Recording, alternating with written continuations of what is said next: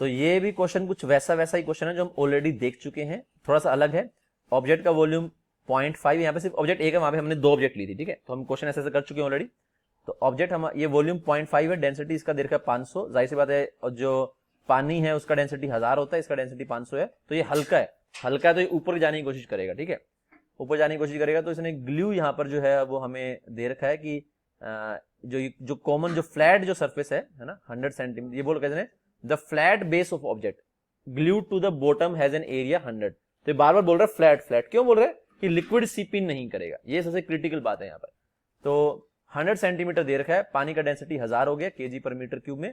जो मैक्सिमम जो फोर्स ये ग्लू विथस्टैंड कर सकता है वो 2000 न्यूटन है। तो तुम्हें कितनी हाइट तक इसको भरना पड़ेगा कि ये जस्ट जो है वो टोन अपार्ट वाली कंडीशन में आ जाए, क्रिटिकल कंडीशन में आ जाए, ना तो फटा है और जस्ट फटने की कंडीशन में आ गए, ठीक है।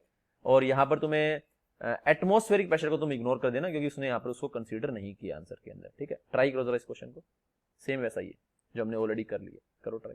तो अब इस क्वेश्चन में बच्चों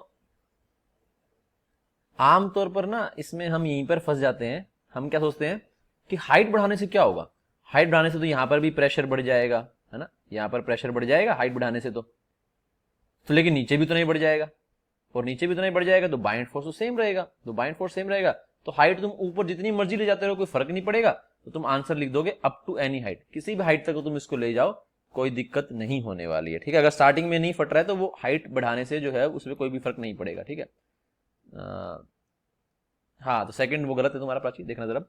तो ना, तो ये बेसिक जो तुम समझ रहे हो मिसकंसेप्शन क्या है, बच्चे क्या सोचते हैं, ये इसमें आंसर बच्चे अप टू एनी हाइट मारने का मन करता है जी सर। अगर स्टार्टिंग में सपोज करो बाइंड फोर्स सफिशिएंट नहीं है, बाइंड फोर्स जो है वो इस ग्लू वाले फोर्स को ओवरकम नहीं कर पा रहा है, तो तुम हाइट जो मर्जी करते रहो, उससे कोई भी फर्क नहीं पड़ने वाला, क्योंकि हाइट चेंज करने से कभी भी बाइंड फोर्स में फर्क नहीं पड़ता। बिल्कुल ठीक बात है ये।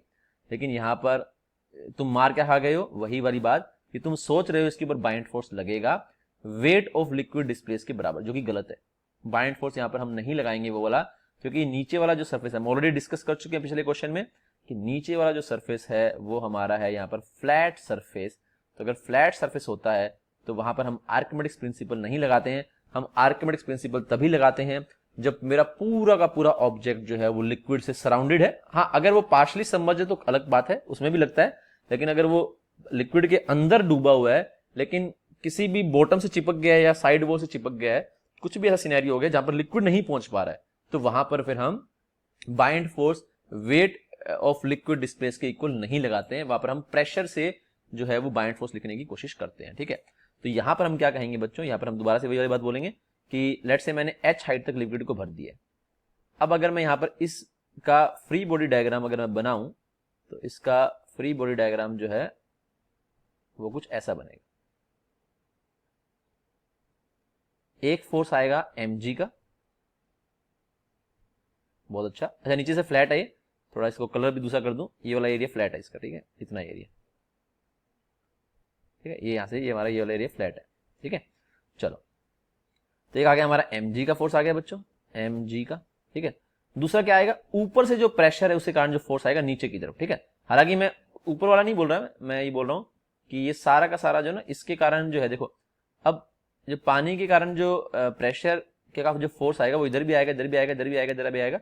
हॉरिजॉन्टल वाले सारे तो सिर्फ कैंसिल आउट कर देंगे, क्योंकि जो येलो वाला एरिया इसमें सिर्फ ऊपर ही कारण है, तो बाकी के सारे कारण जो सिर्फ नीचे ही कारण ही बचेगा, ठीक है, या जैसा भी बचेगा मतलब वर्टिकल डायरेक्शन में होगा, ठीक है।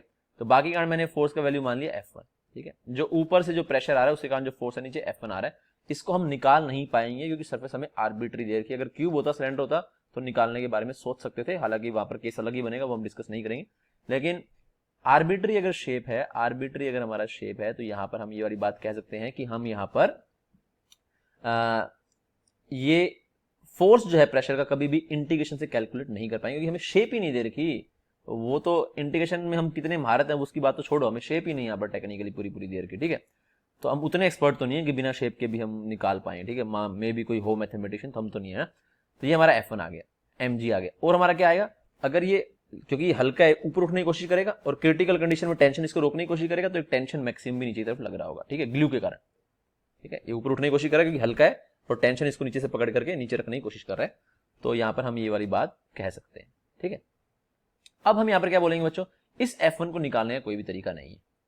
हमने क्या किया, एक स्मार्ट तरीका अपनाया।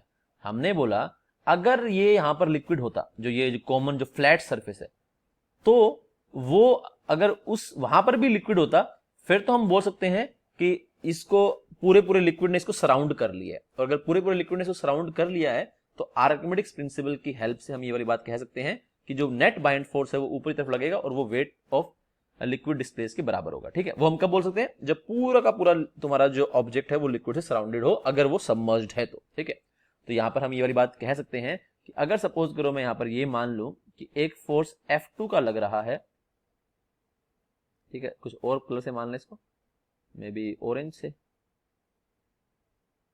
एक फोर्स हमारा यहाँ पर F2 का लग रहा है बच्चों, F2 का, ठीक है, लेकिन असल में ये फोर्स नहीं लग रहा है।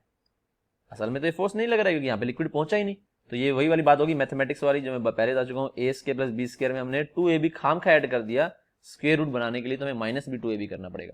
इस F2 को मैंने खाम खा लगाया तो इस F2 को मुझे नीचे भी लगाना पड़ेगा।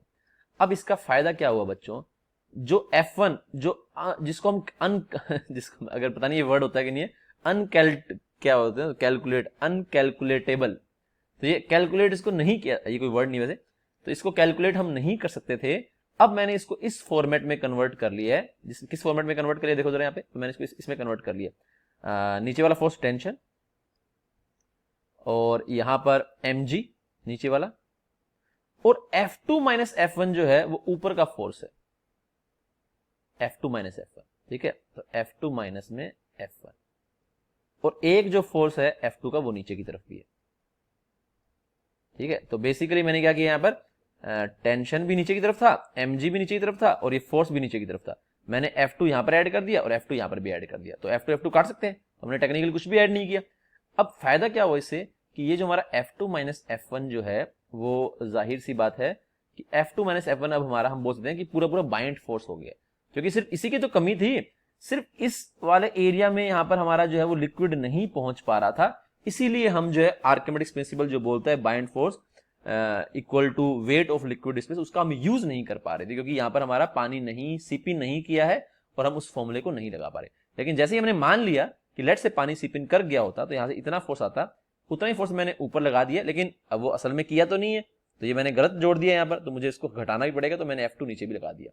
अब फायदा इसका ये हुआ, ये तो हमारा बाइंड फोर्स का पेयर बन गया, और इस F2 का मुझे वैल्यू मालूम है क्योंकि ये सरफेस फ्लैट है और पूरे पूरे की हाइट कांस्टेंट है जो कि h के बराबर होगी। तो टेंशन हमारी क्रिटिकल कंडीशन में कितनी होगी बच्चों, तो एक बार मैं इसको लिख दूं, टेंशन T होगी, mg का वैल्यू टेंशन का वैल्यू मैं मैक्सिमम लिखूंगा क्रिटिकल में, mg m हो गया। F2 का वैल्यू कितना लिखूंगा बच्चों, F2 का वैल्यू हो गया रो ऑफ लिक्विड, है ना, यहाँ पे प्रेशर कितना होगा, एटमॉस्फेयर मैंने माना नहीं, तो रो ऑफ लिक्विड इनटू में हाइट h इनटू में g और इनटू में एरिया s, ये यहाँ पर हमारा F2 का वैल्यू आ गया। ठीक है, F2 माइनस F1 मेरा कितना हो जाएगा, बाइंड फोर्स, तो बाइंड फोर्स को हम कितना लिख सकते हैं बच्चों, मैं थोड़ा इसको ऊपर ले जाता हूँ, बाइंड फोर्स को हम लिख पाएंगे रो ऑफ लिक्विड, यहाँ पर हमारा लिख पाएंगे वॉल्यूम ऑफ ऑब्जेक्ट इनटू में g के बराबर हम लिख पाएंगे। टेंशन का वैल्यू कितना है बच्चों, मैक्सिमम यहाँ पर हमारा है 2000। ठीक है, टेंशन कितना है मैक्सिमम 2000, क्रिटिकल में तो है ना, हम ये वाली बात तो बोल सकते हैं ना कि क्रिटिकल में हम जो टेंशन है वो हम लेंगे यहाँ पर मैक्सिमम लेंगे क्योंकि वो जस्ट हटने वाला होगा। mg का वैल्यू हम कितना लिख पाएंगे बच्चों, हम लिख पाएंगे रो ऑफ ऑब्जेक्ट इनटू में वॉल्यूम इनटू में g, और प्लस में रो ऑफ लिक्विड इनटू में h इनटू में g इनटू में s is equal to rho of liquid into में वॉल्यूम इनटू में g। तो मैं सारी यहाँ पे वैल्यू पुट करूंगा, आंसर आ जाएगा। हाँ सर ठीक है, तो बस एक सेकंड जरा मुझे दे दो और, तो मैं यहाँ पर इसको खत्म कर दूं। तो 2000 प्लस में ऑब्जेक्ट का जो डेंसिटी है वो है 500 इनटू में वॉल्यूम जो है वो है 0.5, g जो है वो है 10, प्लस में रो ऑफ लिक्विड है 1000 पानी है। ठीक है, h हमें निकालना है, g का वैल्यू 10, एरिया का वैल्यू है 100 सेंटीमीटर स्क्वायर यानी कि 10 की पावर -2 मीटर स्क्वायर, और रो ऑफ लिक्विड हो गया 1000, वॉल्यूम का वैल्यू हो गया 0.5 और g का वैल्यू हो गया 10।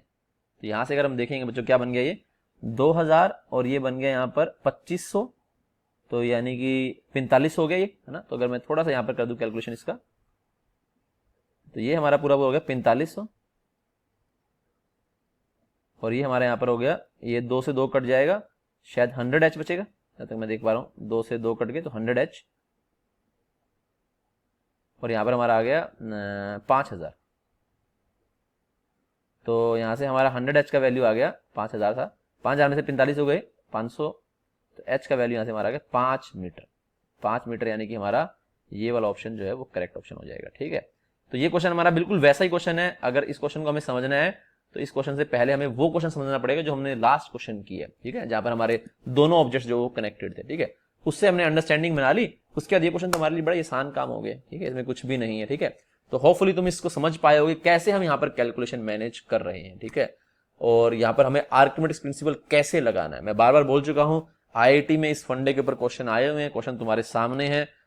अगर कोई आदमी इस क्वेश्चन को देख करके ये सोच रहा है कि वो बाइंड फोर्स जो है वो वेट ऑफ लिक्विड स्पेस के बराबर लगा सकता है, तो वो बेवकूफी में है। क्योंकि यहां पर क्यों नहीं लगा पाएगा, क्योंकि यहां पर हमारा लिक्विड नहीं है। और अगर हमारा लिक्विड यहां पर नहीं है, ये पूरा पूरा सबमर्ज्ड है, डूबा हुआ है, लेकिन पूरा पूरा लिक्विड से सराउंडेड नहीं है, तो ये आर्किमिडीज प्रिंसिपल नहीं लगेगा। आईआईटी ऐसी चीजों का इस्तेमाल करती है। मे बी एग्जैक्टली वो ये क्वेश्चन ना पूछे, पूछ भी सकती है, मे बी एग्जैक्टली क्वेश्चन ना पूछे, लेकिन कुछ इस तरह का बना देगी जहां पर इसका एप्लीकेशन हमें यहाँ पर दिखाई दे रहा है। होपफुली तुम इसको जो है वो ठीक से जो है वो समझ पाए और ठीक से अप्लाई कर पाओगे। अगर इस क्वेश्चन में समझने में कोई भी दिक्कत है तो उस क्वेश्चन को तुम्हें दोबारा से देखना पड़ेगा, तभी तुम्हें ये वाला क्वेश्चन अच्छे से समझ में आएगा। इसमें हमने पूरा डिटेल में डिस्कस इसको कर दिया। ठीक है, होपफुली सभी को समझ में आ गया है।